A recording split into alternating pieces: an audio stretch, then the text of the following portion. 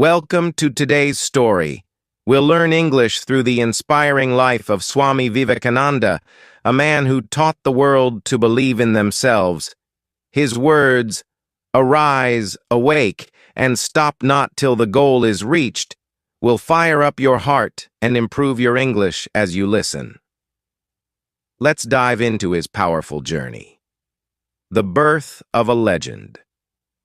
Imagine a young boy born in a small town in India, who would one day inspire millions across the globe with his wisdom, courage, and love for humanity. This boy was Swami Vivekananda, a man who changed how the world saw India and its spiritual heritage. Swami Vivekananda wasn't just a monk. He was a thinker, a leader, and a fighter who taught us how to live with purpose, strength, and kindness. Born as Narendranath Datta on 12th of January 1863 in Kolkata, India, he grew up in a family that taught him deep values, discipline, and compassion. His father, Vishwanath Datta, was a successful lawyer, and his mother, Bhuvaneshwari Devi, was a deeply spiritual woman. From the very beginning, Narendra was special, a mix of intelligence, curiosity, and fearlessness. Narendra was not an ordinary child. He was energetic, mischievous, and bold, but behind this playful nature was a brilliant mind and a kind heart. Let me share some of the most inspiring moments from his childhood.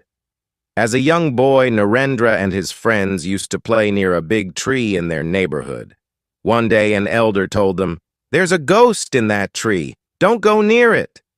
All the children became scared, except for Narendra. He said, "If there is a ghost, let me see it." He climbed the tree confidently and sat there for hours. When he came down, he told everyone, "There is no ghost. It was just your fear." This story teaches us how Swami Vivekananda always questioned superstitions and fear. He believed in seeking the truth and facing challenges boldly. Narendra's mother was his first teacher, and she taught him valuable lessons through small actions.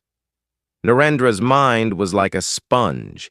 He could read a book once and remember everything in it. His thirst for knowledge was unmatched. He would ask deep, challenging questions to his teachers like, "Have you seen God? What is the purpose of life? Why are some people poor and others rich?" While most teachers couldn't answer his questions, his hunger for truth only grew stronger. After his father passed away, Narendra's family faced financial struggles. There were days when they didn't have enough food. Do you know what he did? Narendra used to lie to his family, saying, "I have already eaten." He wanted his mother and siblings to eat without worry. This selfless act showed his deep love for his family and taught us the value of sacrifice. In his search for answers, Narendra met Sri Ramakrishna, a simple man who lived a spiritual life. When Narendra asked, "Have you seen God?" Ramakrishna replied, "Yes, I see God as clearly as I see you." This meeting changed Narendra's life forever.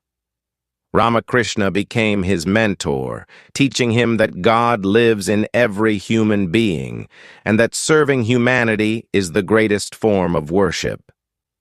After meeting Sri Ramakrishna, Narendra's life began to change in ways he could never imagine. Ramakrishna wasn't just a teacher. He became a father figure, a guide, and the key to unlocking Narendra's true potential. But before we dive into his transformation into Swami Vivekananda, let's explore more stories that made him unforgettable. Even as a young man, Narendra had an incredible passion for reading. He would sit for hours, lost in books about philosophy, science, history, and spirituality. It is said that he once borrowed a book from a library, finished reading it in a single day, and returned it the next morning. The librarian didn't believe him and asked, "Did you really read the book, or just skim through it?" Narendra confidently replied, "Ask me anything from the book." The librarian was shocked when Narendra answered every question correctly. This love for knowledge wasn't just for himself. Narendra believed that education was the key to solving the world's problems. He would often tell others, "Fill your mind with high thoughts, and you will always walk with your head held high." Narendra was a curious student who never accepted anything without proof. One day, he asked Ramakrishna, "How can I believe in God when I haven't seen him?" Ramakrishna smiled and said, "Close your eyes and meditate. You will feel God within you."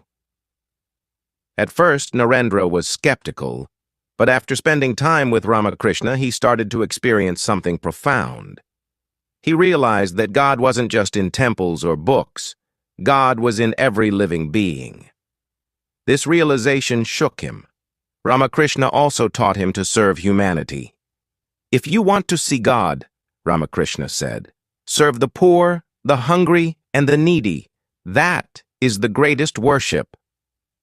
These lessons became the foundation of Swami Vivekananda's future mission. Narendra's friends often asked him, "How do you remember everything you read?" He revealed his secret: focus. He would read with such concentration that nothing could distract him.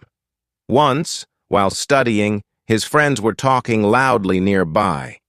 When they stopped, they asked if they had disturbed him. Narendra looked up, surprised, and said, "I didn't even hear you." His ability to focus became one of his greatest strengths, helping him achieve incredible success later in life. He believed that true focus could help anyone overcome challenges. As Narendra's popularity grew, many admired his intelligence and charisma. One day, a wealthy woman approached him and said, "You are so brilliant and handsome. Will you marry me?" Narendra replied with a smile, "I am already married, to truth and knowledge." The woman was shocked, but inspired by his dedication. This story shows how committed Narendra was to his mission. He didn't let distractions or temptations pull him away from his path. After Ramakrishna passed away in 1886, Narendra felt lost. But soon he realized that his mentor had prepared him for a greater mission. Along with Ramakrishna's other disciples, he began spreading his teachings. To dedicate his life to this cause, he renounced all worldly attachments and took the name Swami Vivekananda. But life wasn't easy. As a monk, he often wandered from village to village with no money, no food, and no place to stay. Yet he remained determined. When people insulted him or turned him away, he only grew stronger. He believed, strength is life, weakness is death. In 1893, Swami Vivekananda received an invitation to represent India at the World's Parliament of Religions in Chicago. This was his chance to share India's spiritual wisdom with the world. But there was one problem. He had no money for the journey. Do you know what he did? Swami Vivekananda wrote letters to his followers asking for help. Some people donated money, while others gave him clothes and supplies. With their support, he finally boarded a ship to America. The journey wasn't easy. He faced racism, discrimination, and even hunger. But Swami Vivekananda never complained. He focused on his goal, to make the world understand India's rich spiritual heritage. While on the ship, a fellow traveler asked him, "Why do you always speak so kindly to others, even those who insult you?" Swami Vivekananda smiled and said, "My mother taught me that a knife can either harm or help. I choose to use my words to heal, not hurt." This simple answer showed the depth of his wisdom and compassion. When Swami Vivekananda reached Chicago, he realized something shocking. The people there looked down on him because of his Indian clothes and dark skin. At first, he struggled to find a place to stay or food to eat. But he didn't give up. It was November 11th, 1893, and the hall at the World's Parliament of Religions in Chicago was filled with scholars, thinkers, and spiritual leaders from all over the world. The event was prestigious, and every speaker came with prepared notes and polished speeches. Swami Vivekananda, however, had no written speech. He only carried his faith, wisdom, and love for humanity. When his turn came, he stood up in his traditional saffron robes, looking calm and composed. The moment he said, "Sisters and brothers of America," something magical happened. The audience, which had been formal and serious until then, erupted in applause. The hall echoed with claps, cheers, and whistles for nearly 2 minutes. People were moved, not just by his words, but by the way he addressed them with warmth and inclusivity. Swami Vivekananda didn't speak to impress. He spoke to connect. He spoke about the essence of India's spiritual teachings and the importance of harmony among religions. Here are some key points from his speech. Unity in diversity. He explained how all religions are paths to the same truth. He said, as the different streams, having their sources in different places, all mingle their water in the sea, so, O Lord, the different paths which men take. All lead to Thee. This message of unity touched everyone's hearts. The spirit of tolerance. He shared how India had welcomed people of different faiths for centuries. I am proud to belong to a nation which has sheltered the persecuted and the refugees of all religions and all nations of the earth, he said. A warning against religious intolerance. Swami Vivekananda didn't shy away from pointing out the dangers of religious fanaticism. He called for love and respect among all faiths, saying that hatred only leads to destruction. The audience was captivated. They listened to him for over 2 hours, completely mesmerized. Many people later said it felt as though they were listening to a divine voice. Some even had tears in their eyes, feeling inspired and humbled. After his speech, Swami Vivekananda became an instant celebrity. Newspapers across America praised him, calling him a spiritual genius and the voice of India. People from all walks of life wanted to meet him, learn from him, and understand more about India's spiritual heritage. His calm demeanor, sharp intellect, and magnetic personality made him a favorite among everyone. It wasn't just what he said, it was how he made people feel. He gave them hope, strength, and a new way of looking at the world. Before Swami Vivekananda's speech, many Westerners had a narrow and often negative view of India. They thought of it as a land of poverty, superstitions, and snake charmers. But after hearing him, their perspective changed completely. One American woman wrote in her diary, "If this is what Indian culture produces, then we must learn from them." His words had the power to not only educate, but also inspire respect and admiration for India. After the Parliament, Swami Vivekananda spent several months traveling across the United States, giving lectures and meeting people. Everywhere he went, large crowds gathered to hear him speak. He talked about topics like the importance of self-confidence, the need to rise above selfishness and greed, the value of helping others. He also gave simple yet profound teachings like, take risks in life. If you win, you can lead. If you lose, you can guide. People often asked him, "Swami, how can we live a good life?" He would reply, "The best way to live is to serve others. Love and service are the highest forms of worship. While Swami Vivekananda was admired by many, not everyone welcomed him warmly. Some teachers and religious leaders in America felt threatened by his popularity. They tried to discredit him by spreading false rumors. But Swami Vivekananda never reacted with anger or hatred. Instead, he smiled and said, "Criticism is the price of greatness. It only makes me stronger." One evening, after a long day of lectures, Swami Vivekananda was walking in a park when he saw a poor man sitting under a tree, shivering in the cold.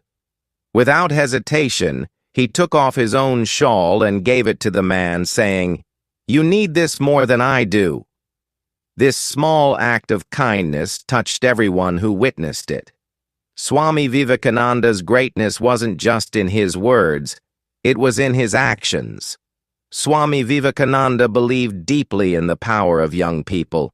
He often said, "You are the creators of your own destiny. Believe in yourself, and you will be unstoppable." When someone asked him, "What is your advice to the youth?" he replied, "Be fearless. Work hard. Help others." He encouraged them to dream big and never give up, no matter how hard life gets. After winning the hearts of the West, Swami Vivekananda knew his mission was far from complete. His journey was not just about inspiring others, it was about transforming humanity and awakening the sleeping spirit of his beloved India. He returned to his homeland in 1897, greeted by thousands who saw him as a hero, a symbol of strength and wisdom. Swami Vivekananda was deeply pained by the poverty, suffering, and lack of self-confidence in his country. But he believed in the potential of every Indian. At a gathering, he thundered, "Arise, awake, and stop not until the goal is reached." This simple yet powerful call became a mantra for the youth of India. He urged people to break free from superstition, fear, and passivity. He said, "You are the makers of your own destiny. Stand up, be strong, and take responsibility for your life." Swami Vivekananda believed that education was the key to India's revival. But for him, true education was not just about books and degrees. He said, "Education is the manifestation of the perfection already in man." He dreamed of an India where every child had the opportunity to learn, grow, and achieve greatness. Swami Vivekananda had a way of explaining life in the simplest and most profound words. Some of his teachings include: 1. Focus on the present. Do one thing at a time, and while doing it, put your whole soul into it to the exclusion of all else. He taught people to stop worrying about the past or future and focus entirely on the present moment. 2. Embrace challenges. In a day when you don't come across any problems, you can be sure that you are on the wrong path. He saw obstacles as opportunities for growth. 3. Be fearless. Strength is life, weakness is death. He constantly reminded people that fear is the greatest enemy. 4. Lifelong learning. Learn as if you were to live forever.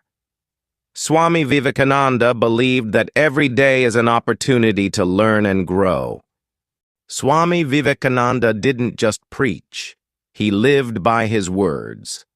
One of the most inspiring stories from his life happened during a lecture in Kolkata. A young man approached him and said, "Swami, I want to achieve greatness, but I don't know how." Swami Vivekananda smiled and replied, "Take up one idea. Make that one idea your life. Think of it, dream of it, live on that idea. Let your brain, muscles, nerves, and every part of your body be full of that idea, and just leave every other idea alone. This is the way to success." The young man followed his advice and later became a successful businessman, who credited Swami Vivekananda for changing his life. Swami Vivekananda believed that spirituality was the foundation of a strong life. But for him, spirituality wasn't about rituals. It was about service, love, and selflessness. He often said, "You have to grow from the inside out. None can teach you. None can make you spiritual. There is no other teacher but your own soul." He practiced what he preached. Once, during a drought, Swami Vivekananda worked day and night to distribute food and water to the starving villagers. When asked why he was doing this, he replied, "Serving others is the greatest worship."